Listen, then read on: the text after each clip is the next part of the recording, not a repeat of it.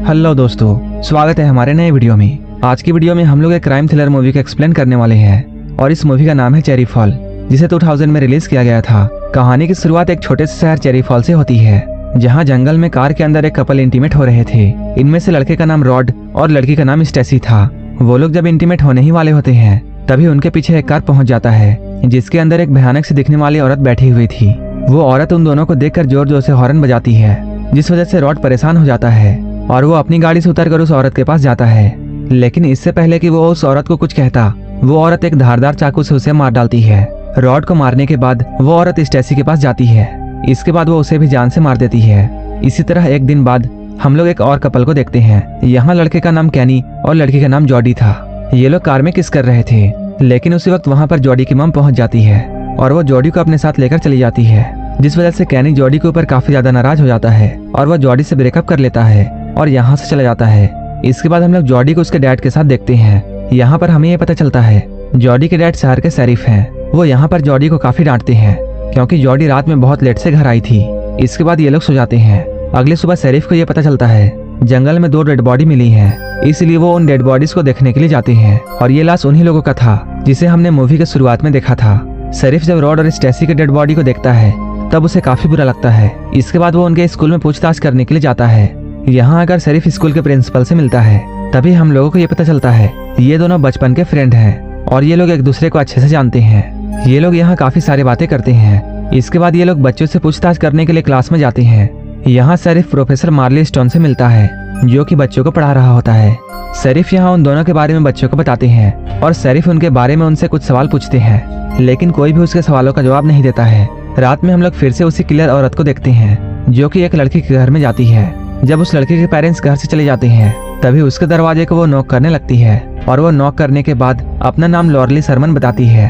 जब वो लड़की दरवाजा खोलकर बाहर आती है तभी वो उस लड़की को जान से मार देती है। इसके बाद जब उसके पेरेंट्स घर पर आते हैं तभी वो अपनी बेटी को मरा हुआ देखकर बहुत रोते हैं और ये लोग काफी डर जाते हैं। ये लोग पुलिस को कॉल करते हैं। इसके बाद शेरिफ ब्रेंड यहाँ आता है और वो उस लड़की की डेड बॉडी को देखकर ये नोटिस करता है कि उन सारी डेड बॉडीज के ऊपर वर्जिन लिखा हुआ था। इसका मतलब ये है कि वो किलर सिर्फ उन्हीं लोगों को मार रहा है जो कि वर्जिन है। इन सारी चीजों को देखने के बाद शेरिफ ब्रेंट एक मीटिंग बुलाता है, जहां शहर के सारे बच्चों के पेरेंट्स आए थे। यहाँ पर ब्रेंट उन सभी लोगों से ये कहता है कि वो किलर सिर्फ उन्हीं लोगों को मार रहा है जो कि वर्जिन यानी प्योर है। शेरिफ ब्रेंट की इस बेहूदी बात को सुनने के बाद वो सारे पेरेंट्स शेरिफ पर गुस्सा होते हैं। वो लोग शेरिफ की बातों को इस तरह समझते हैं कि शेरिफ उन लोगों से ये कह रहे हैं कि उनके बच्चों को वर्जिन नहीं रहना चाहिए। वहीं दूसरी तरफ हम लोग जॉडी और उसके एक दोस्त टिमी को देखते हैं, जो कि छुपकर उस मीटिंग में हुई बातों को सुन रहे थे। तभी टिमी को उसके घर से कॉल आता है और टिमी उस कॉल को पिक करने के लिए जॉडी से काफी दूर जाता है। लेकिन काफी देर तक जब वो वापस नहीं आता है तभी जॉडी परेशान हो जाती है और वो उसे ढूंढने लगती है।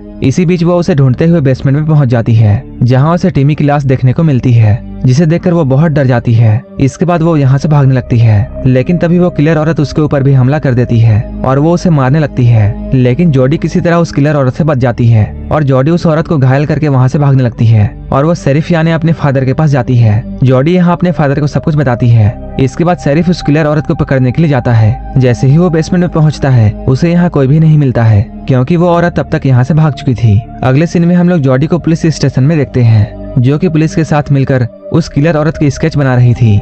स्केच बन जाने के बाद जॉडी को अपने घर भेज दिया जाता है। इधर शेरिफ प्रिंसिपल टॉम को कॉल करता है। शेरिफ यहाँ प्रिंसिपल से ये कहता है जॉडी ने जिस स्केच को बनवाया है वो बिल्कुल लॉरली सरमन की तरह दिखती है, जो कि 27 साल पहले ही मर चुकी है। लॉरली सरमन कौन है और वो इन लोगों को क्यों मार रही है, ये हम इस मूवी में आगे जानेंगे। इधर हम लोग जॉडी को देखते हैं, जो कि एक कनेक्टेड टेलीफोन की मदद से प्रिंसिपल और शेरिफ की बातों को सुन लेती है और वो लॉरली सरमन के बारे में जानने के लिए स्कूल के लाइब्रेरी में जाती है और वो इसके बारे में रिसर्च करने लगती है। जब वो रिसर्च कर ही रही होती है तभी उसकी मॉम भी वहाँ पहुँच जाती है। उसके मॉम के पूछने पर जॉडी अपने मॉम को सब कुछ बता देती है। इसके बाद जॉडी की मॉम उससे कहती है आज से 27 साल पहले 4 लड़कों ने एक लड़की जिसका नाम लॉरली था उसके साथ जबरदस्ती किया था, क्योंकि वो लड़की अनाथ थी और उसका कोई भी पेरेंट्स नहीं था, इसलिए उसे इंसाफ नहीं मिला क्योंकि उसके पीछे लड़ने वाला कोई नहीं था। लेकिन एक दिन अचानक वो गायब हो गई और इसके बाद उसका कोई भी पता नहीं चला। ये सब सुनने के बाद जॉडी अपने मॉम से ये पूछती है वो 4 लड़के कौन थे जिन्होंने उसके साथ जबरदस्ती किया था। उसकी मॉम बोलती है उनमें से 2 लड़के मर चुके हैं और बचे हुए 2 लड़के और कोई नहीं बल्कि एक उसके फादर और दूसरा प्रिंसिपल टॉम है। ये सब सुनकर जॉडी अपने पिता के ऊपर काफी ज्यादा गुस्सा हो जाती है, क्योंकि उसे अपने पिता के बारे में ये पता नहीं था कि उसके पिता इतने बुरे आदमी हैं। वहीं दूसरी ओर हम लोग स्कूल में बाकी सारे बच्चों को देखते हैं। ये लोग आपस में डिसाइड करते हैं वो लोग स्कूल में एक पार्टी ऑर्गेनाइज करेंगे जहां ये लोग एक दूसरे के साथ इंटीमेट होंगे ताकि वो किलर इन लोगों को जान से ना मारे। इधर शरीफ कातिल को ढूंढते हुए प्रिंसिपल को कॉल करता है और उसे शाम को मिलने के लिए बुलाता है। लेकिन शाम को जब शरीफ प्रिंसिपल के घर में जाता है तभी वो देखता है उस किलर ने प्रिंसिपल को मार दिया है, जिसको देखकर वो बहुत डर जाता है।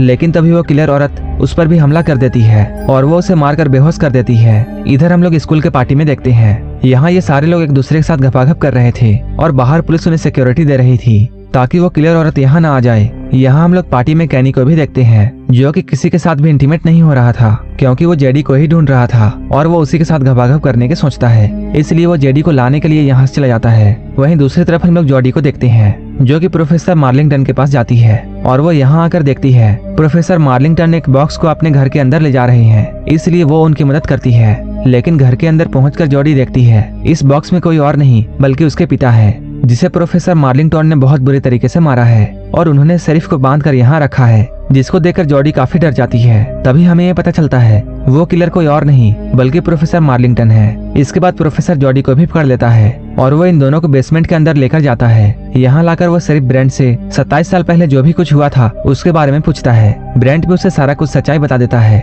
वो कहता है आज से करीब 27 साल पहले वो और उसके 3 दोस्त मिलकर लॉर्ली सरमन नाम के एक लड़की के साथ जबरदस्ती किया था, जिसके बाद वो लड़की प्रेग्नेंट हो गई थी। इसके बाद उस लड़की को जस्टिस नहीं मिला था और जस्टिस ना मिलने की वजह से वो यहाँ से चली गई थी। उसकी बातों को सुनने के बाद प्रोफेसर मार्लिंगटन उससे ये कहता है वो लड़की कोई और नहीं बल्कि उसकी माँ थी जिसके साथ उन लोगों ने बहुत बुरा किया था, इसलिए वो अपनी मॉम को जस्टिस दिलाने के लिए ये सब कर रहा है। इधर हम लोग कैनी को देखते हैं जो कि जॉडी को ढूंढता हुआ प्रोफेसर के घर पर पहुंच जाता है। इसके बाद वो दरवाजे को नॉक करता है। थोड़ी देर बाद प्रोफेसर यहाँ बाहर आता है। वो यहाँ आकर कैनी को मारने वाला होता है लेकिन कैनी उसे ही घायल कर देता है। इसके बाद वो घर के अंदर जाता है। घर के अंदर उसे चीखने की आवाज सुनाई देती है। वो आवाज का पीछा करते हुए बेसमेंट तक पहुंच जाता है जहां वो देखता है सिर्फ ब्रेंट और जॉडी बंधी हुई हैं। इसके बाद वो उन्हें फ्री करने के लिए उनके पास जाता है। वहीं इधर हम लोग प्रोफेसर मार्लिंगटन को देखते हैं जो कि दरवाजा तोड़कर घर के अंदर आ जाता है और वो इन लोगों पर हमला कर देता है और वो सिर्फ ब्रेंट को जान से मार देता है। ये देखकर ये दोनों बहुत डर जाते हैं और यहाँ से भागने लगते हैं।